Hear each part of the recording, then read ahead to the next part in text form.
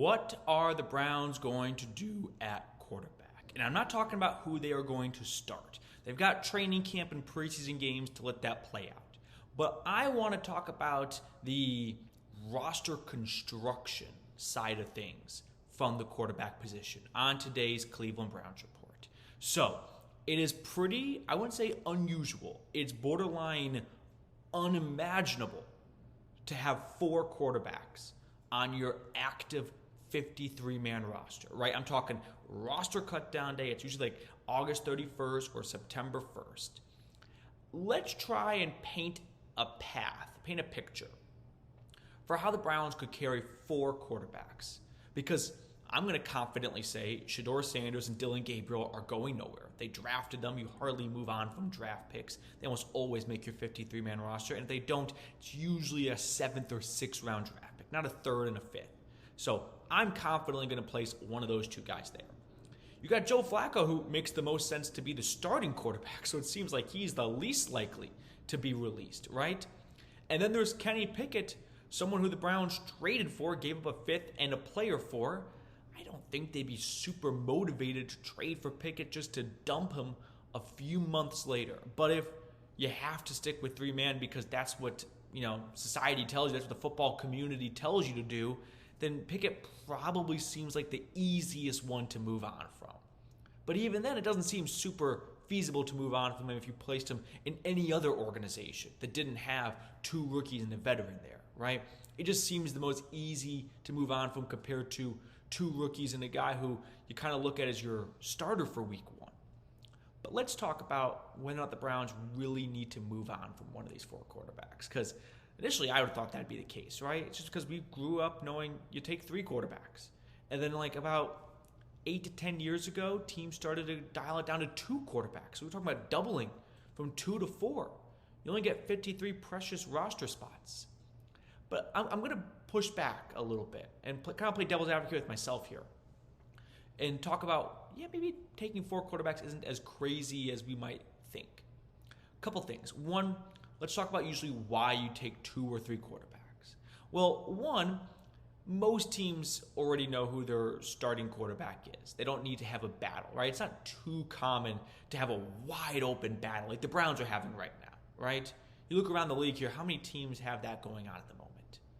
Very few, if any, beyond the Cleveland Browns, like the Indianapolis Colts with Daniel Jones and Anthony Richardson, but it's not a long list of teams. The Giants, but that's one reason why teams usually take 2 or 3, because they already know who their week 1 starter is, and they just need a backup in case he gets injured in the game and you need someone to go in. So that's where you saw the downplay from 3 to 2, because it's very unlikely you go through 2 quarterbacks in one game.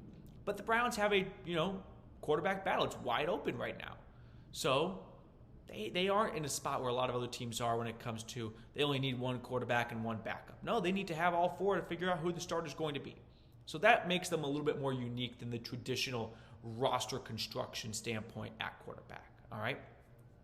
Next thing that's a little bit different about the Browns is they don't have, well, hear me out for a second, a huge contract synced into the quarterback position, taking up massive amounts of cap space. Yes, Deshaun Watson has a huge contract, but from a cap standpoint, from his salary cap hit, he's going to be, I believe, on the PUP list for the entire 2025 season. He is, had his contract restructured, a very low cap hit. The 4 quarterbacks not named Deshaun Watson, their combined cap hit is $7.6 million. That's a very small amount of money invested in the quarterback room. If you remove Deshaun Watson, since I don't believe he will be a part of the quarterback room this year, or let's just say for the sake of the argument, he's not. So at $7.6 million, it's not like it's financially a burden to keep all 4.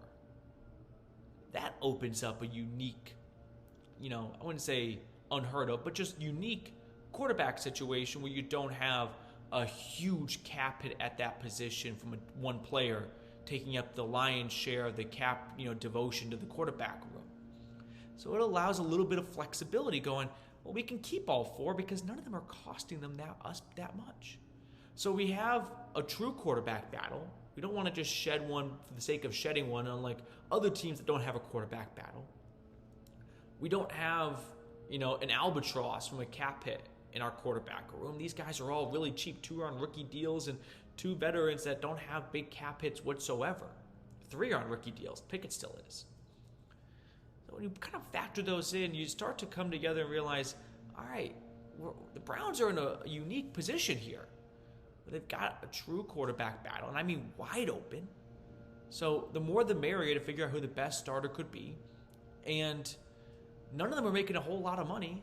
So it's not like shedding one of them alleviates or frees up a ton of cap space. And so when you kind of put that together, you start to think, you know what? If the argument really, if those 2 things aren't problems for you, then the next point would be, well, you never carry 4 quarterbacks because now you're taking away a spot from an offensive lineman, a defensive lineman, a receiver, a running back. And that's true. And that's not something I can argue against. And the value of having a 10th offensive lineman. We saw last year, the Browns, and the year before that, offensive line gets decimated with injuries. You want to have good depth there. You want to have a nice rotation at defensive line. But let me ask you this question.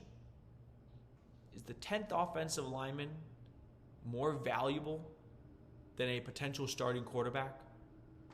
I'm going to say no. And I think there's a lot of truth to the word potential. Because any of these 4 quarterbacks could potentially be the starting quarterback.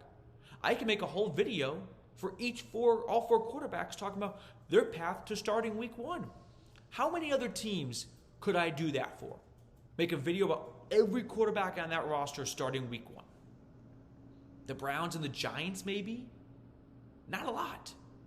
So if there is potential for all 4 of these quarterbacks to be a starter week 1, then I'm sorry to the 10th offensive lineman. I'm sorry to the 6th wide receiver. But they're not as valuable than a potential starting quarterback. So when the money isn't the issue, and you don't have a slam dunk starter, well, thumbs up, then I'm inclined to roll with an extra quarterback over, and let's be honest here, a wide receiver who never sees the field. And that might sound a bit pessimistic, but remember, was it Austin Watkins? He was the belle of the ball, right? Those guys never see the field. We spent all preseason and training camp talking about them, and then Sunday, week 1 rolls around, and we're like, oh yeah, the starters are here to play. I can't believe we actually came at each other's throats all of August over a guy to make or miss the roster, and then he makes it, and he never sees the field once. I'm not too concerned about the opportunity of the 10th or offense or defensive lineman being robbed for an extra quarterback. When if an injury pops up, you'd like to have a little extra depth. But I'm going to err on the side of I'd rather have the best possible quarterback out there. And if that means holding on to 4, so be it. So I think there is, and this is me kind of almost like having a private journal session with all of you right now, or public journal session, going, yeah, it's a bit outlandish, and I've probably said 100 times on this channel, you're only going to take 3 quarterbacks, so who are you going to move on from? But I'm starting to warm up to the idea of, unless a team blows you out of the water with a trade offer for Kenny Pickett, or you decide to cut Joe Flacco since he's not subject to the waiver wire, and you place him on the practice squad, and then you use 3 free elevations like they did when they initially added him in 2023. He was on the practice squad for the first few weeks. And when they maxed out his free elevations, they gave him a spot on the 53-man roster.